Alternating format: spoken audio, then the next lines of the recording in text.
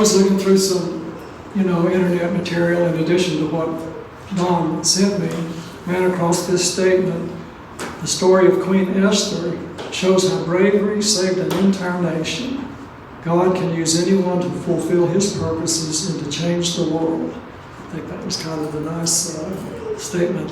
I didn't make that, but in a way it's kind of, in a nutshell, what the whole book of Esther is about. So you're dismissed. Actually, Don sent me an outline. We haven't met, 3 weeks, 4 weeks?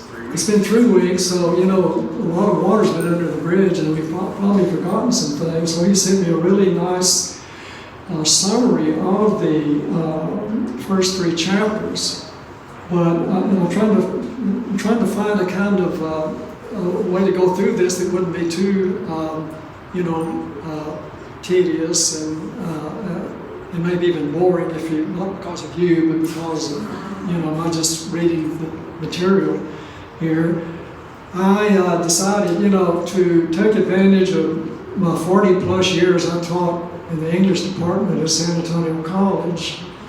And one of the courses I taught a good bit was, it was actually the second semester of freshman English, but we did a whole unit in there on the short story. On the short story, which is one of the basic classic forms of literature. It's a story that can be basically read in one sitting, and it has a very specific structure. I'm sure you can't see this mess I put on the board here, but this is what I would do in my class at SAC when we went to introduce the short story. I put a little chart up here, or give them a handout or something that would help them to see this. You may wonder, why am I doing this? What's the value or significance of this in a class of this sort? I'll just make a brief comment, is that the Bible is a great work of literature. Just, people don't believe in the Bible. Many of them have great respect and admiration for the Bible as a work of literature. It's got almost every form of literature in it. We're working with what we call a short story here. The book of Genesis could be called a novel. You can read a short story in one sitting, but you could read Genesis in one sitting, but it covers a long period and a lot of material. And you could think of the whole Bible as a saga, S-A-G-A. A saga is a collection of different, mainly narratives that have a common theme running through them. And they might go through several volumes. And that's what the Bible does. It's strictly a literary work. That's really what it does. It's a saga. But to me, but also it tells the story of God's people from the very beginning. If you want, we might start with Abraham all the way up to Jesus, and of course his disciples. And the fact that it can, I don't know of any other work in the world that does that maintains a unified narrative through several different forms of literature over a vast period of time, 2 millennia. It maintains its unity and purpose. To me, that is another one of many reasons why I believe the Bible is inspired. Okay, let's talk about this a little bit. See, the structure of the book of Esther as a divinely inspired work, but also literary work that we can I think it kind of helps if we can see the structure. With a short story, you start with a setting. You probably can't see the words, at least maybe you can see the diagram here. The setting is Susa in Persia. And then what you have is something called rising action. Sometimes it's called a rising action, sometimes it's called a complication, and it almost always contains conflict between characters. And so this is not a straight line if you're reading a short story or reading Esther. It kind of goes like the stock market. If you ever notice the graph of the stock market, it's kind of up and down. but the trend is maybe up. So you have, for example, in the very first chapter, you've got Xerxes and Vashti. You've got conflict between husband and wife, king and queen, because she won't come down and show off her body to these drunken men at Xerxes' celebration, and he demotes her. We don't know what happened to her, really, but apparently he just kind of abandoned her as his queen. And but also we have some. You might not entirely agree with me, but we have some conflict between Mordecai and Esther too, don't we? Because she's not quite sure what's going on here. What am I supposed to do? Even though she had won the beauty contest, so to speak, and has become Xerxes' queen, and Vashti's been put away. But the major conflict that builds here is the conflict between Mordecai and Esther and Haman, the right-hand man. He becomes the right-hand man of Xerxes, and he's the villain. A lot of times in any kind of narrative, but in a short narrative, you may have a hero and a villain. So the villain really is not so much Xerxes as it is Haman. So who's the hero? Is Mordecai the hero, or is Esther the hero? Or can they both be? They're kind of together. They are the good guys and gal versus the bad guy. And so this builds the complication of conflict primarily, really, if you read between Haman and Mordecai, because these two men absolutely hate each other. Mordecai has good reason, Haman doesn't, really, until all of this reaches a climactic point. I'm looking a little ahead. I'll get a little ahead of it. Just as an overall picture. What do you think is the climactic point of the Esther's narrative? I mean, there's some other where you kind of have a minor climax, but the major, what is the highest point here where the action reaches the ultimate level and something's got to give? When she goes into the king. Yes and no. I think, I agree with you, that's part of it, but I think ultimately the climax, when the story breaks, is that when through her actions, like going into the king, cause Xerxes to, in other words, when Haman's villain is revealed there. At that point, I guess it would be, the climax then would be when the king was reading the annals and discovered what Mordecai had done for him and he wanted to do. Well, that's kind of here, though. That's a little bit earlier.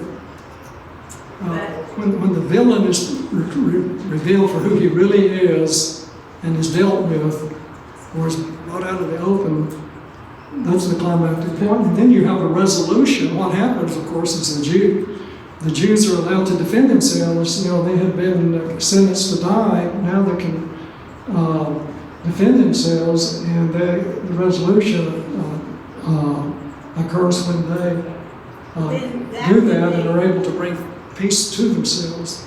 But Esther has to reveal to the king what Mordecai she plays a very important role here, is certainly. going to do to her people. And the king can't give that dispensation to the Jews without knowing its importance to the man that helped him, Mordecai, and to his queen, Esther. Those two things are important to the story because of the relationship. Yeah, I think we're basically on the same page here. There are certain, the events aren't just that simple. It's not like a fairy tale or nursery rhyme. It's a complex story. Yeah, Paul, That's it. one of the things and again, we're a little bit jumped ahead, but because Xerxes has given the signet ring to Haman, that seal can't be undone, right? Mm-hmm. And so that's why later, I got to do this because I'm here. That's why later, when he can't say, I'm getting rid of the decree, it's Paul said, I'm going to give the Jewish people the ability to defend themselves. So I'm going to give there's going to be another decree that allows them to do that. For me, the kind of that turning point, that climax, is when Haman's undoing is revealed to the point when he's with Esther, and the king finds him, and all this when it unravels. So kind of the climax is when he's going to get rid of him. It's almost like that's the point. Now we can start finding that way to take care of the Jewish people.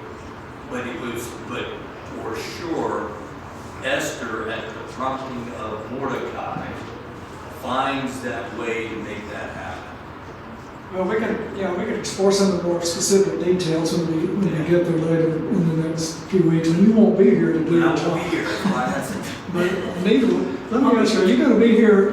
You'll be here pretty much for the end, at least She'll be here next week. finish the class. Yeah, for a few weeks. Oh, okay, that's good. All right, now, so let's walk through some of this. If you have your Bible or whatever your electronic device, let me get mine set up here.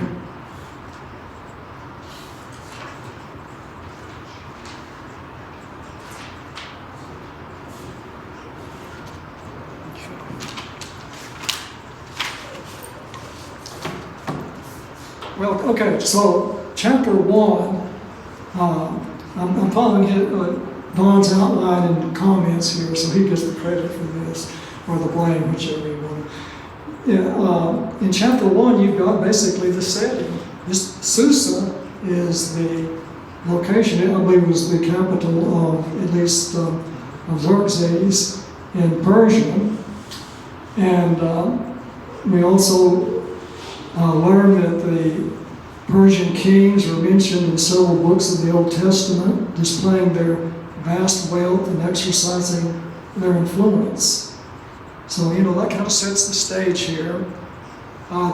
Some of the other Persian kings, remember Cyrus was the one who allowed the captive peoples to return home, which of course allowed the Jews to go back to Jerusalem. But some of them remained, like Daniel. Daniel remained in Persia. He's associated with an earlier Persian king, Darius. Is it Darius II? I kind of get with Darius, it's confused. Yeah, I think it was Darius.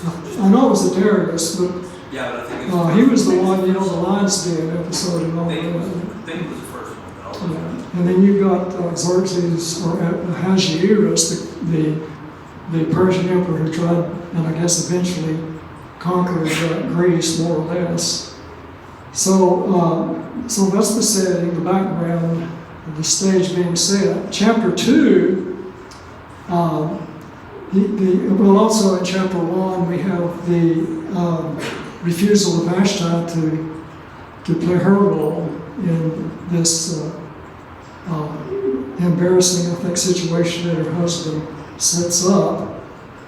And we have the conflict between them. In chapter 2, then we have the beauty contest where Xerxes has all these women come in, and Esther is chosen as the most beautiful of all, and is selected to be his new queen. Now, also in chapter 2, another important incident that I'm sure Don talked about, but we can't remember because it's been so long back. Mordecai hears of a plot to assassinate the king at the gate, and he knows who they are and what they're planning, and he reveals this.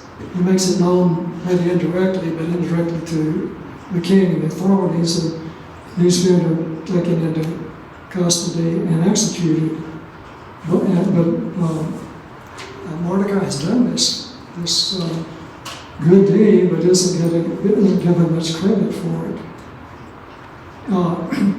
Chapter 3, this is where the major conflict begins, because this is when Haman is brought into the story.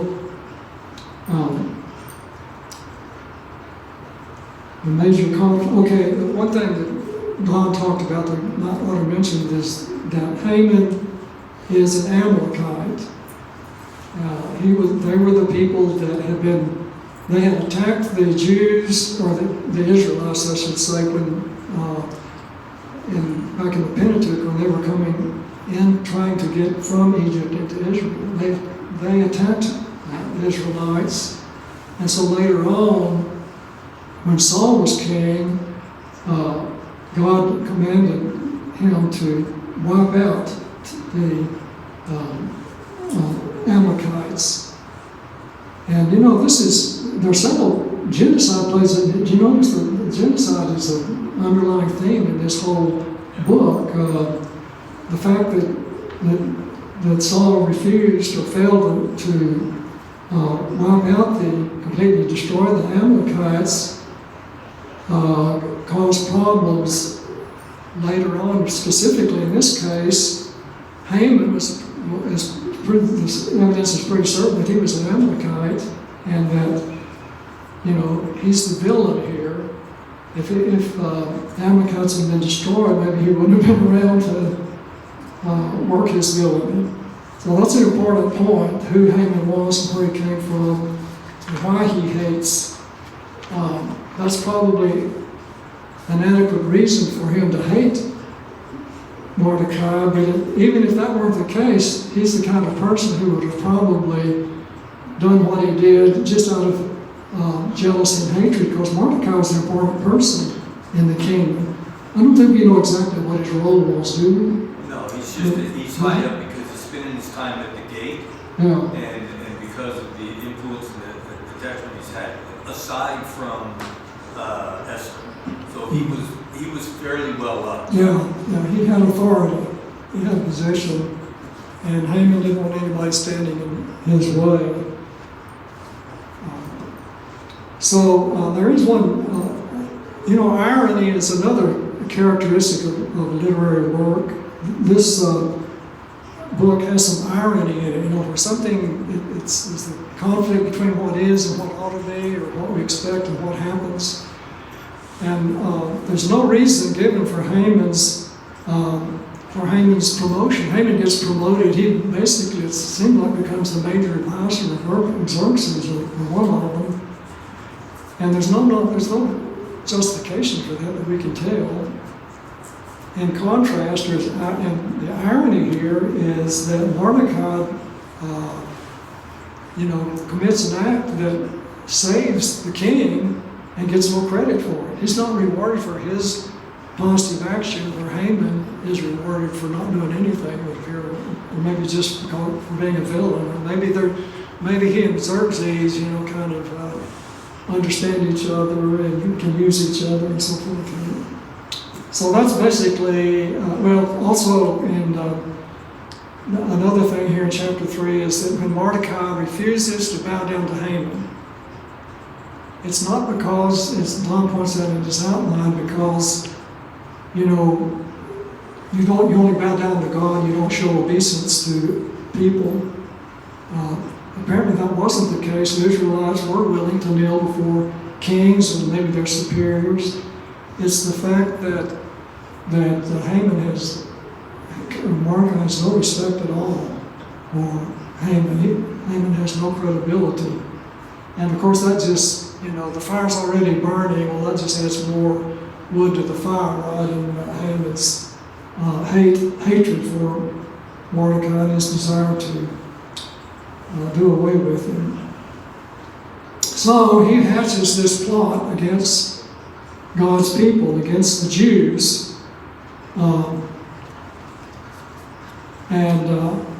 What's kind of interesting here is that he doesn't say to the king, those Jews are a rotten bunch, let's get rid of them. He says that there are certain people, without identifying who they are, they're not like us. There could be, that's kind of like what's going on in our society today, right? Asians,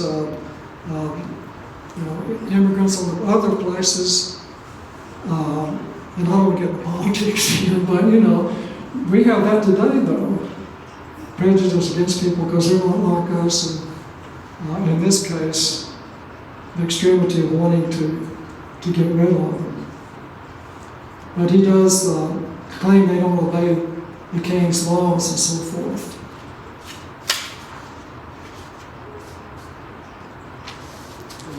Rearrange my sheets here. So couriers are sent out to all the provinces in the language of all the people that live in the country. This is probably a multicultural kind of society, telling them what's going to happen.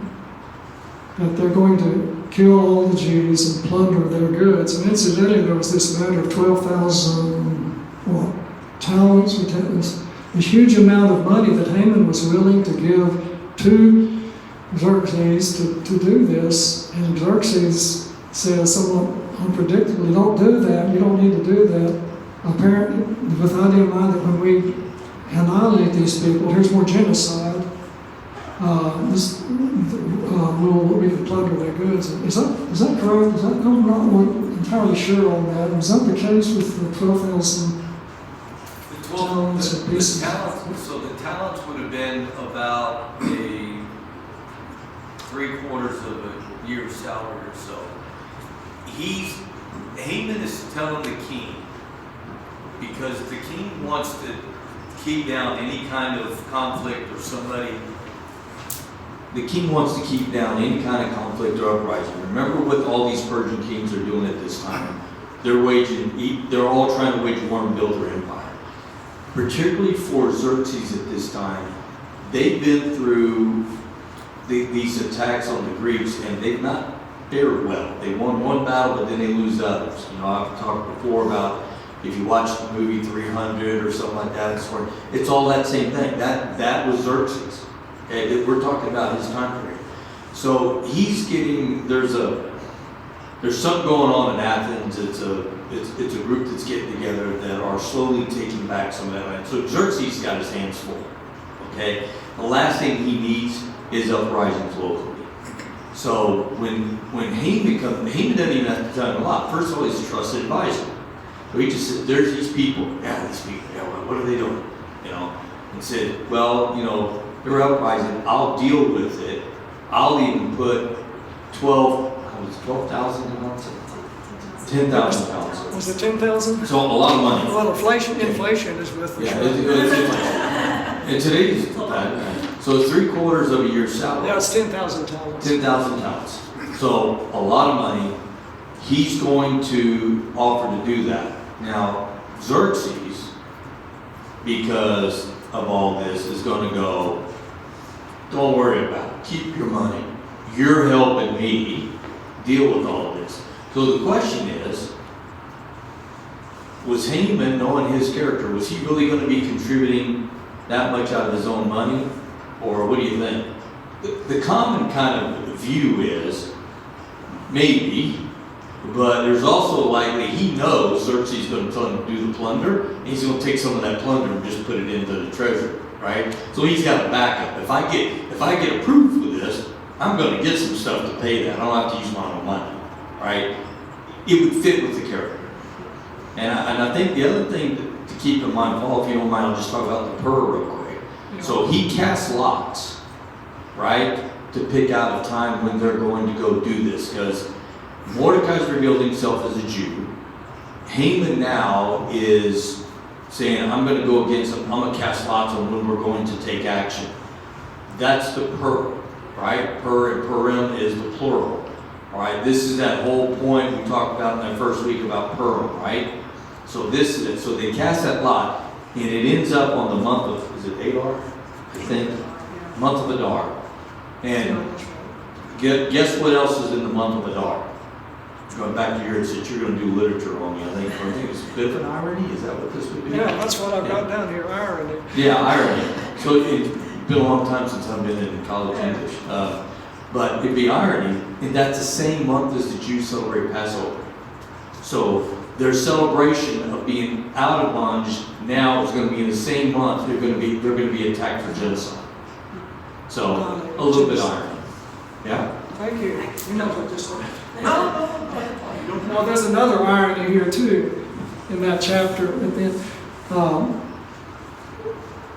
The decree against the Jews here that Haman manages to manufacture is the same destructive pattern as Saul was instructed by God against Amalek way back in 1 Samuel 15 and 3. Unfortunately, Saul spared Agag, and we talked about that. But, there is a little bit of a problem issue that I can see some people might have, that why would God, who, God is love, why would he command genocide? Basically the Israelites were on and I'm getting a little off the subject here, but it indirectly relates, were on a mission of genocide against the people who lived in Canaan. And Saul was on a mission, supposedly on a mission of genocide against the Amalekites. And we accept that, but Haman's program of genocide against the Jews, no, that's bad, that's terrible.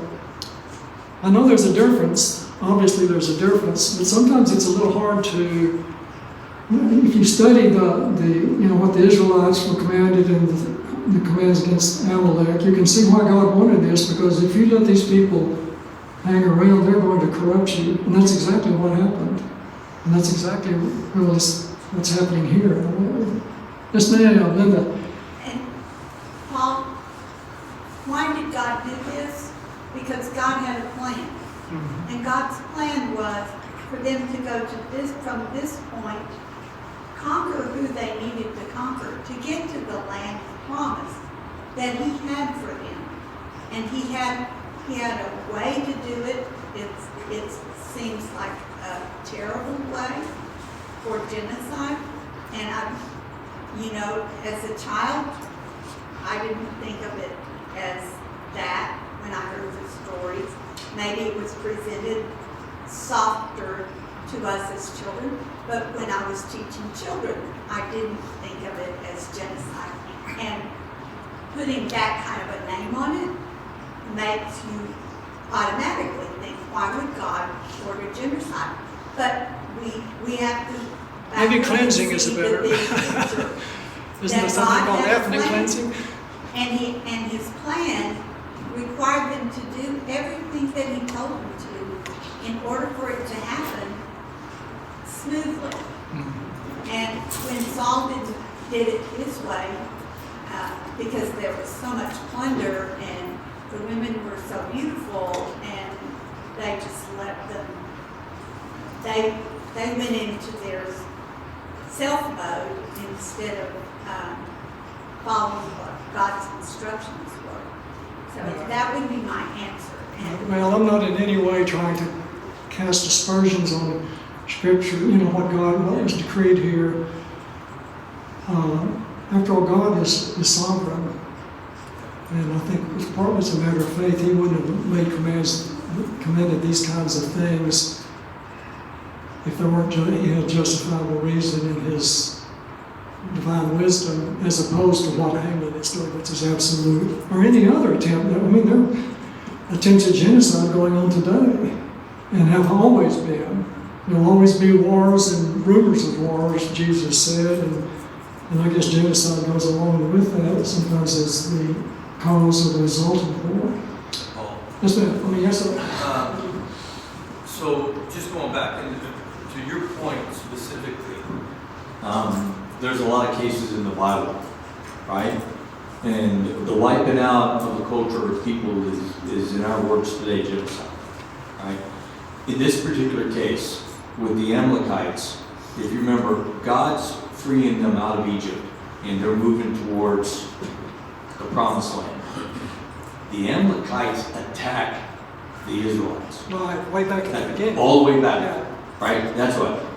And God, it angers God. If you go back, I mean, he's upset about it, right? By the time Saul rolls around, he's taking his revenge, and he tells him, go over to these people under King Agag, right? And I want you to wipe everything out. He's not doing it for plunder. I want it gone, right? That angered me. We know we attach Haman to the Amalekites because in chapter 3, verse 1, it says Haman, son of Hammedatha, the Agagite, right? So if you're looking for that's the proposed connection. So the Amalekites are still around. God hasn't gotten less angry about it. All right, and if you remember, Saul didn't follow through. He brought back Agag, and I think Samuel was going, what's this bleating of sheep that I'm hearing?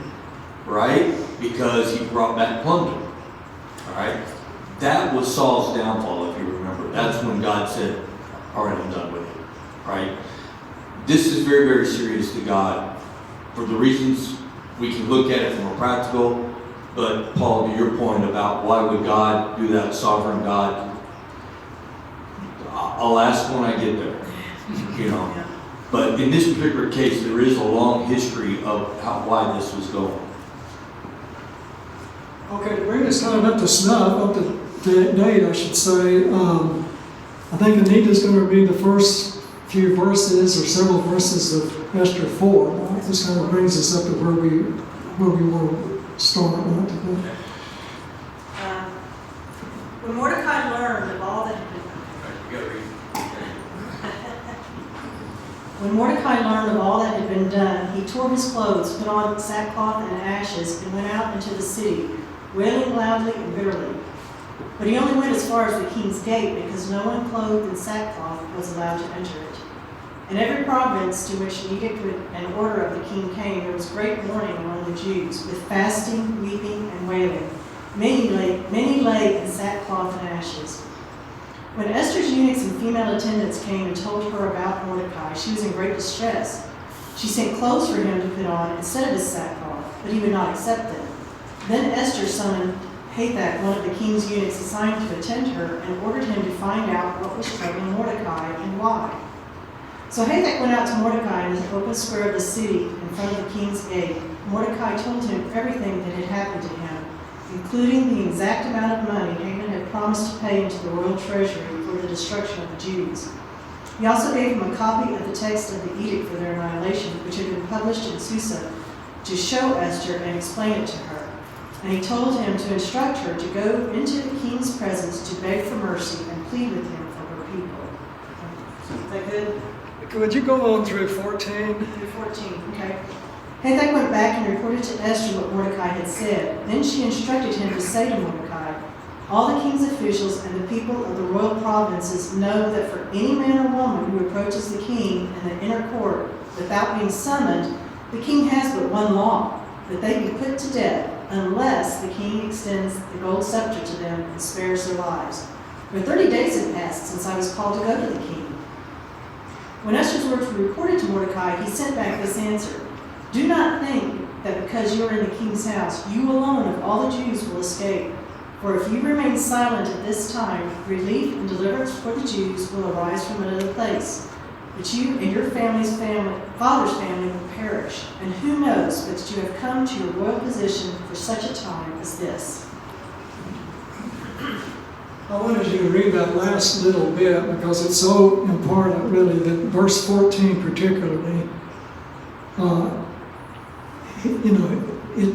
he's telling her, if you don't do it, it'll get done. But this is, literary work, and this is a literary work, an inspired literary work, has character, sometimes has figurative language, and it almost always has a theme that you can kind of extract from it. In fact, maybe more than one theme. what we're dealing with here in verse 14 is what's been called the remnant thing. The idea that God has always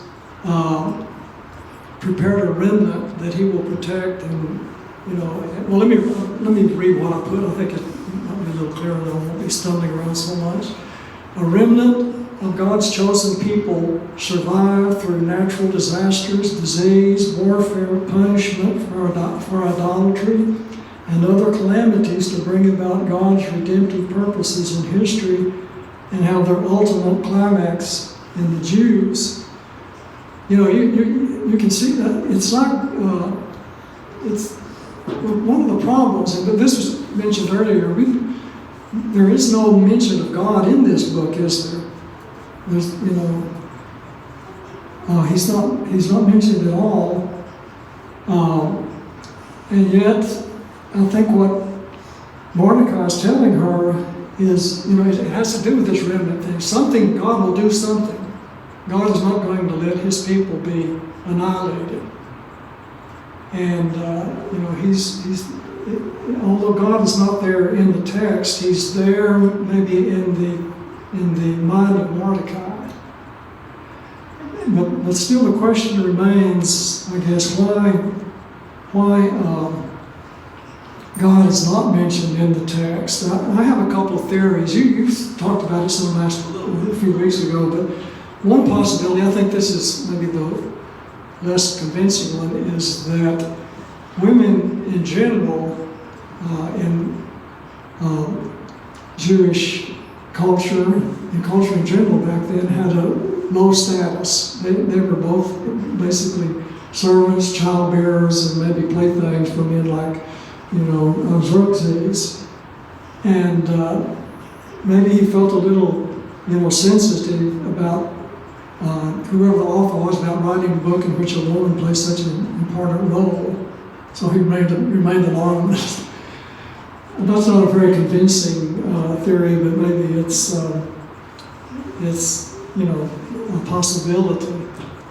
I think more important, maybe more convincing to me, is that this book, whoever wrote it, it was written not just for the Jews, but for other contemporaries, maybe some of their Persian friends, or they probably had friends among the Persian people that were sympathetic to their cause, and would have appreciated this, but maybe not to go so far as to bring in the Hebrew God. Does that make sense? Does that not have? Yes, ma'am. It also gives us a picture of what it was like for life for the Jews in captivity. Mm-hmm. And we have nothing that gives a picture of life except Esther. Nehemiah, we get a little bit, and also there was one other that's named for it right now, but they were men. They were men, and this is you're right, this is a woman, this has a woman in a major role. But more than anything to me, it is an example of life in captivity and what it was like for them, and the tightrope that the Jews walked while they infiltrated into the society of the captivity. And yet God, like you said, the remnant theory, God always takes care of His people. And people have said, this doesn't belong in the Bible. Well, then why do we have it, and why do we read it? And how many lessons do we have out of it? A great many. Which is why a lot of women study this Bible, this chapter. This book, I'll get it. Along with Ruth, it's another book. Well, you got Ruth, and again, Paul, I think like your earlier point, this very well could have been a literary style from the author, right? I mean, it could very well have been just the way they're in. I mean, let's look at stuff, right? Because we've got we've got sackcloth and ashes. Why do that if you're not appealing to somebody or something? Well, there was no somebody there that was going to do it, so it had to be to a higher power, and we know that the Israelites and the Jews were committed to God. All right. Later, we're gonna have fasting. Well, they weren't on a diet. You know, we fast today, a lot of people on a diet. They're doing it because it's remembrance of who they are and who they belong to. So there are several godly things, and to Paul's comment, the book was debated many times about whether it belonged in the canon or not, because it didn't mention God or specific prayer or something of that. But there's certainly godliness within the book. I'm not certain if God's mentioned in the book of Ruth. I haven't checked it, but she's in the lineage of Jesus himself. Right. I also wonder if Mordecai himself wasn't the author of this, but was too modest to, or some. Maybe it could have been, but it had to have been somebody who knew about Mordecai, who was close enough to this to know what was going on. But for whatever reasons, that author is not revealed here. I think we're about out of time, guys. So thank you for being here, for putting up with me, and you'll have to put up with Anita and maybe me. I don't know what's going to happen in the coming weeks. Chuck Holland said he'd help me some when he's in. I'm not sure he's going to be here next week, but I should be here next week. Flights will be canceled again. Sorry, it's been such a mix-up with everything. Thanks for sticking with us. Yeah, we thought you were rid of me for a while. Yeah, you thought you'd be rid of us. Everybody have a good week.